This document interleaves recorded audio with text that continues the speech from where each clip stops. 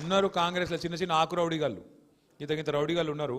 వాడు ఇట్లా అట్లా, నేను ఒక మాట అడుగుతా, మీరు ఆలోచించుకోండి. వాడు గెలవకముందే గింత నిలుగుతాండు, పొరపాటున గెలిచి నాకు ఏమవుతుంది? ఇడ్లీ బండిలు, కూరగాయల మార్కెట్లు, ఇస్త్రీ షాపులు, సెలూన్లు వదులుతాడా తిన్నా? అందరు నాగం చేయడు. మరి గసంటోలో కోట్లు ఎత్తామా? ఆగం అవుతామా? కాకుర్రి, నేను గదే చెప్తున్నాయి. 10 ఏళ్ళు సుకూనుకున్నాం, ఇప్పుడు ఆగం కావద్దు. రెండోది, మీరు కూకట్పల్లి ఎమ్మెల్యే సాబ్తో కూడా నేను మాట్లాడతా. ఆ మోతీనగర్లో కూడా నాకు షఫీ చెప్పిండు, ఆడ కూడా మీరు ఇదివరకు శుక్రవారం పెట్టుకుందిరా, అట్లే నడిపించేటట్టు కూడా నేను చెప్తా. ఎమ్మెల్యే కూకట్పల్లి కూడా మనోడే, మన పార్టీడే, ఆయనకు కూడా చెప్తా. జూబ్లీ హిల్స్ ఎమ్మెల్యే కూడా మళ్ళీ మన పార్టీ గెలుస్తుంది, ఎవడు కూడా ఆపలేడు. మళ్ళీ చెప్తున్నా నేను, వాడు ఒక్కటే నమ్ముకున్నాడు. ఇప్పుడు బెదిరిస్తాడట, ఏమని?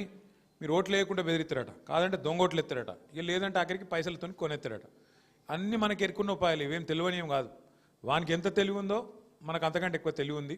మన తెలంగాణలో సామెత చెప్తారు, పొట్టోన్నెత్తి పొడుగోడు కొడితే పొడుగోన్నెత్తి పోషమ్మ కొట్టిందట. కాబట్టి మీరు అంత తెలివిగా మీరు కూడా ఆలోచన చేయాలి. आप सभी भाइयों से भी गुजारिश है